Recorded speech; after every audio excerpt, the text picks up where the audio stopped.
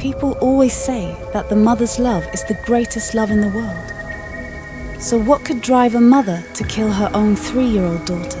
Think of this as a case of the electric complex, but in reverse. In psychology, the Electra complex, the female counterpart of the Oedipus complex, describes a situation where a young girl develops an unconscious sexual desire for her father and sees her mother as a rival for his attention. Emily L's case was somewhat similar to the Electra complex, but in reverse. She and her husband, George D., had been together for 25 years and married for almost 20 years when they finally had a daughter named Baby C. For them, it was a miracle baby.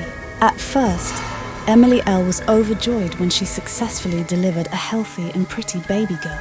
She described her motherhood as something ecstatic, feeling like she was walking on air and waking up every morning with immense contentment and gratitude. But when Baby C turned 2 years old, something changed in Emily L's feelings.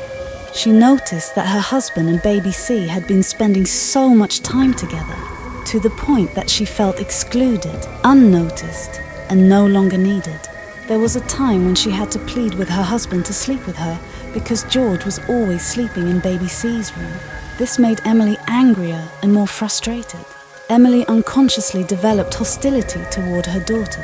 At the back of her head, she hoped that something had gone wrong during her pregnancy in the past, so Baby C would never be a threat to George's attention towards her in the present time. She even thought of poisoning or suffocating the child whenever George talked about how charming Baby C was. For her, it would have been a lot better if she had not gotten pregnant. Her expected miracle baby became a curse to her, bringing only anguish and jealousy instead of happiness and excitement. One day, Emily called George, who was in the middle of a conference abroad.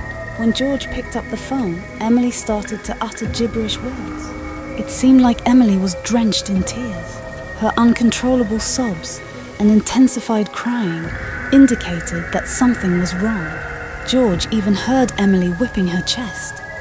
He kept asking what was wrong, but Emily, even after a minute, could not compose a single phrase without wailing.